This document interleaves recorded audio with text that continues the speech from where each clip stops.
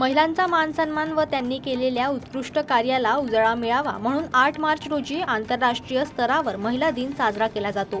मात्र आजही ग्रामीण आदिवासी भागात महिलांच्या या दिनाची माहिती नसल्याने ग्रामीण भागात हा दिवस साजरा होत नाही। आज रोजी महिलांनी या दिनाची माहिती व्हावी, महिला सन्मान महोत्सव म्हणून स्वदेश फाउंडेशन वरिष्ठ समन्वयक तुषार आमरे सर व वरिष्ठ समन्वयक विलास पावरा सर यांच्या मार्गदर्शनाखाली राशाश्वर माऊली गाव विकास समिती राशा यांच्या मार्फत महिला दिन साजरा करण्यात आला। या कार्यक्रमाची सुरुवात प्रभात फेरीने झाली। गावातील सर्व महिला या आपल्या आदिवासी पारंपरिक पोशाख परिधान केले होते।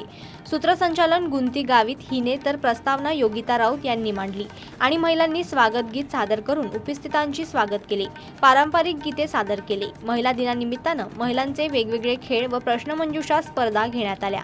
महिलांना विशेष मार्गदर्शन केले गेलं। जागर स्त्री शक्तीचा वेध आपल्या मनाचा याविषयी महिलांना माहिती देण्यात आली आणि यशस्वी महिलांचा इतिहास तसेच महिला सक्षमीकरण या विषयावर तुषार आमरे सरांनी मार्गदर्शन केले। गावातील निस्वार्थपणे विशेष योगदान देणाऱ्या महिलांना अभिनंदन पत्र गाव विकास समिती मार्फत वाटप केले। आदर्श गाव करण्यासाठी स्वदेश फाउंडेशन संस्थेचे मोलाचे नेहमी सहकार्य राहते। ग्रामपंचायत राशा व गाव विकास समिती यांच्या मार्फत एकूण 70 महिलांना कौशल्य प्रशिक्षण देण्यात आले। कार्यक्रमाचे अध्यक्ष भीमाबाई पवार यांनी आजच्या स्त्रीचे जीवनमान उंचावण्यासाठी आपण स्वतः पुढे आले पाहिजे व स्त्री ही वेगवेगळ्या विषयात अग्रेसर आहे, तर आपल्याला गावातील महिला बचत गट यांनी नेहमी विविध कार्यक्रमात सहभागी व्हावे व आपापले योगदान द्यावे, जेणेकरून महिला या सक्षम होतील। या कार्यक्रमाचे सार्थक होईल।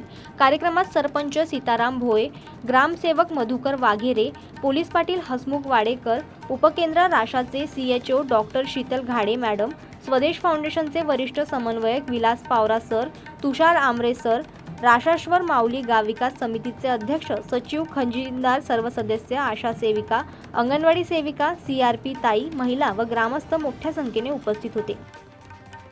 लक्ष्मण बागुल, जनमत लाईव्ह न्यूज, बोरगाव।